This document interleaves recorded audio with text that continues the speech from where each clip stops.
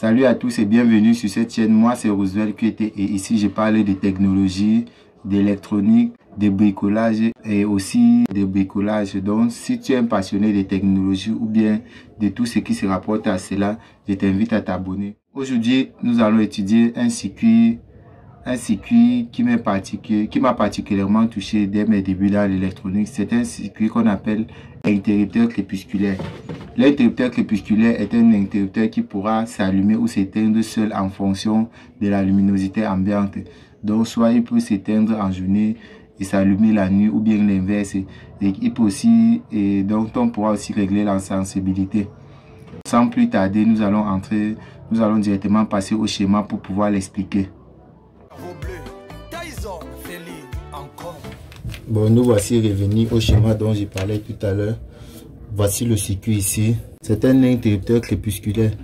De façon générale, voici la LDR. Lorsqu'elle reçoit la lumière, cette lumière, un composant dont la résistance varie en fonction de la luminosité ambiante.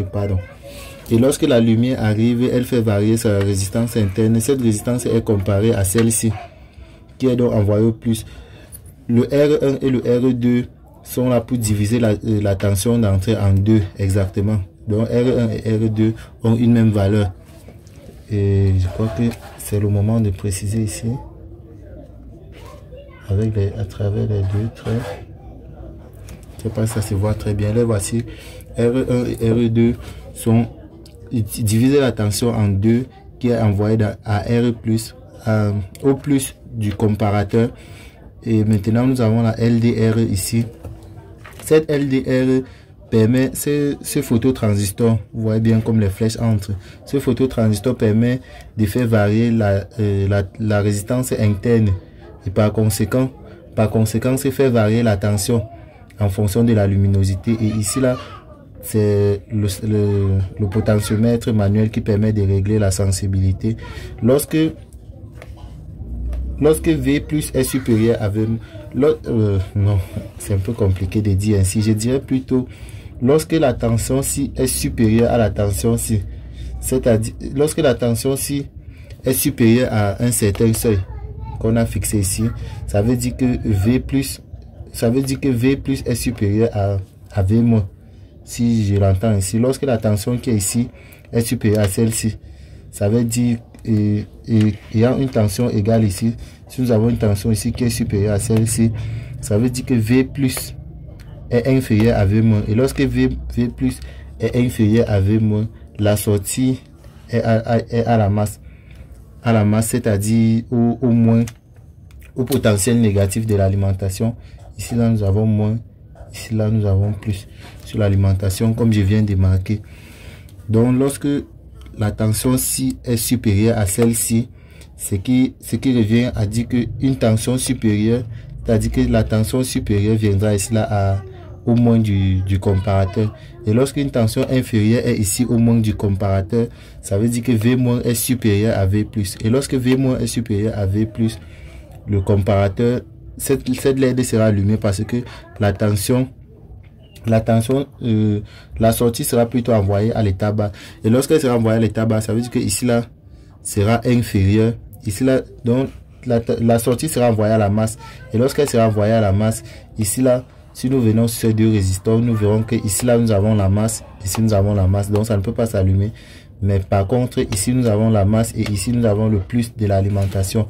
Donc cette lampe s'allumera. Cette LED s'allumera plutôt. Mais si nous revenons au cas initial, là où la luminosité, il y a plus de lumière, donc cette résistance a diminué. Et lorsque cette résistance diminue jusqu'à ce qu'elle est inférieure à celle-ci, la sortie est envoyée à l'état 1. Ça veut dire que V plus est supérieur à V moins. Donc la sortie de l'UA741 du comparateur sera envoyée à l'état plus. Et lorsque l'état plus de l'alimentation, et lorsque nous viendrons ici là, si nous voyons un plus ici là et un plus ici, ceci ne peut pas s'allumer. Si nous voyons un plus ici et un moins ici là, ça veut dire que cette LED s'allumera. Donc voici le principe. Maintenant, je ne sais pas si vous avez compris, mais bon, si vous avez d'autres questions, je vous invite à me les poser dans les commentaires. Nous allons passer au câblage tout de suite. Pour la réalisation de ce schéma, Nous aurons besoin bien évidemment du UA741. Les deux résistors identiques qui nous permettra de diviser la tension d'entrée en deux. Et voici. Nous avons également RE3 là-bas, je crois bien, et qui est monté en série avec le potentiomètre de sensibilité et qui permettra de ne pas connecter l'entrée directement à la tension si le potentiomètre est à 0%. Et bien évidemment, voici le potentiomètre qui nous servira de sensibilité, de réglage pour la sensibilité. Ensuite, nous avons la résistance, une résistance de quoi, 200 ohms. 200 ohms qui nous permettra de limiter le courant en sortie. Évidemment, la LDR. Là, voici celle qui nous permettra des capteurs de lumière. Et enfin, voici les deux LED qui nous serviront de voyants lumineux. J'ai décidé de les différencier. Ça, c'est une LED verte. C'est une LED verte et ici, nous avons une LED rouge. J'ai décidé de les différencier pour que nous puissions bien voir comment est-ce que le circuit interagit en fonction de la luminosité.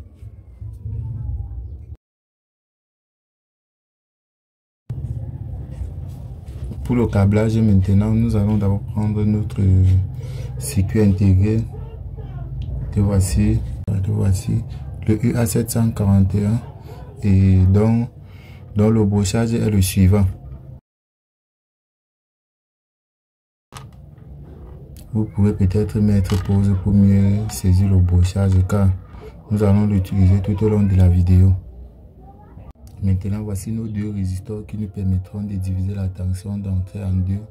Ce sont des résistors identiques qui nous serviront de pont diviseur. Donc, avec ces deux valeurs identiques, nous pourrons être certains de diviser la tension d'entrée en deux. Et maintenant, voici le résistor qui nous permettra d'avoir un minimum, une résistance minimum au plus lorsque le potentiomètre de sensibilité sera réglé à 0. Et voici, ceci bien évidemment dans le but de ne pas connecter la masse, l'entrée du VCC directement au plus du comparateur lorsque le circuit sera, lorsque le potentiomètre sera réglé à 0%. Et voici le potentiomètre qui nous servira de réglage de sensibilité, de réglage pour la sensibilité.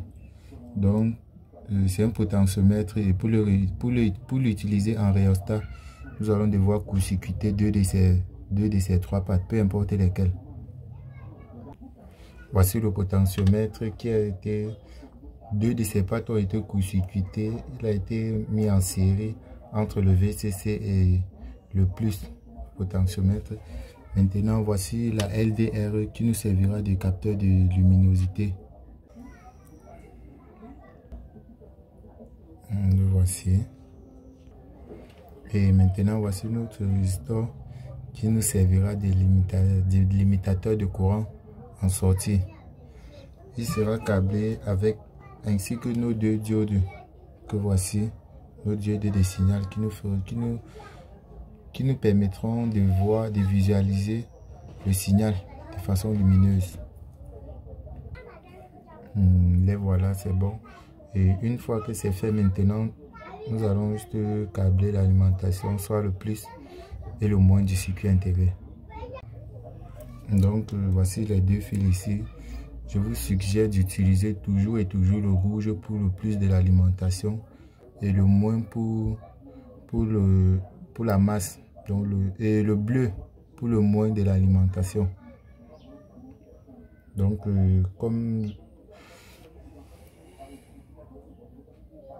comme l'a précisé le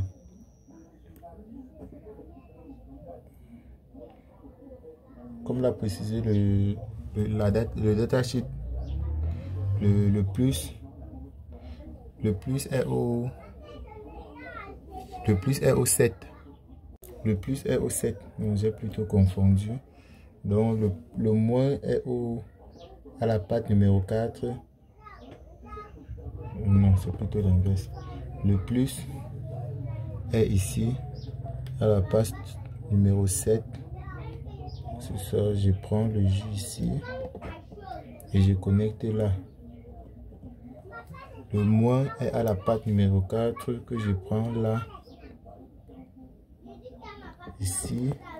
Et je connecte là. Bon, il ne reste plus qu'à tester le circuit si tout fonctionne comme prévu.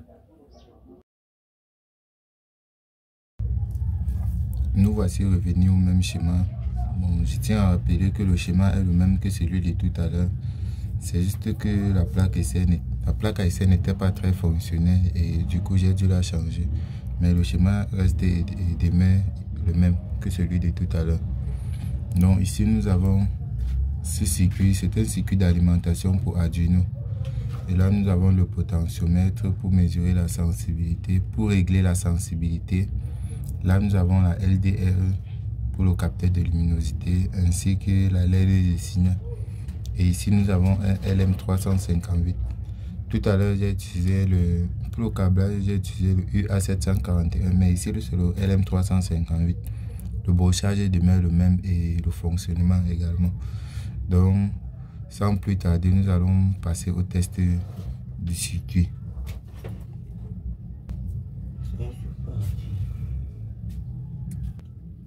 Bon, nous allons tester le circuit maintenant. Pour commencer, je mets d'abord l'alimentation en marche. Et comme présentement c'est en journée, donc on peut considérer que c'est en journée, c'est éteint.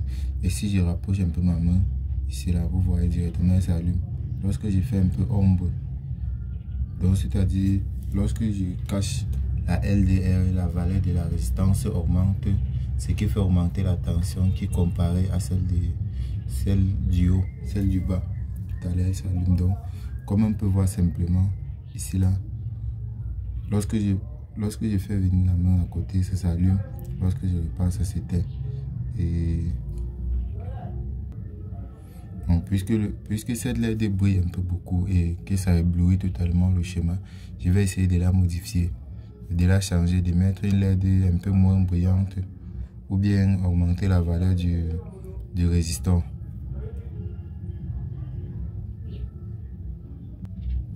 Bon, comme ici là, j'ai changé le résistant pour augmenter la valeur de telle sorte que la LED brillera moins fort que tout à l'heure.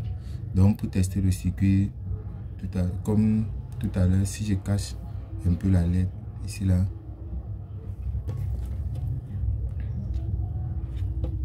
si j'essaie de que je règle la sensibilité, donc si j'essaie de cacher la LED ici, vous voyez, elle s'allume.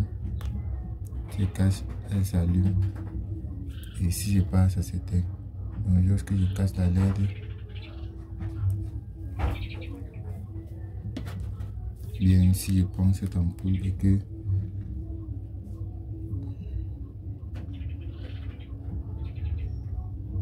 vous voyez, lorsque j'allume peut-être la lampe sur mon téléphone, vous voyez que la LED s'éteint. Et lorsque je l'éteins, lorsque je l'éteins, elle s'allume. Lorsque j'allume, elle s'éteint. Lorsque je l'éteins, elle s'allume. Donc c'est tout le schéma et les explications.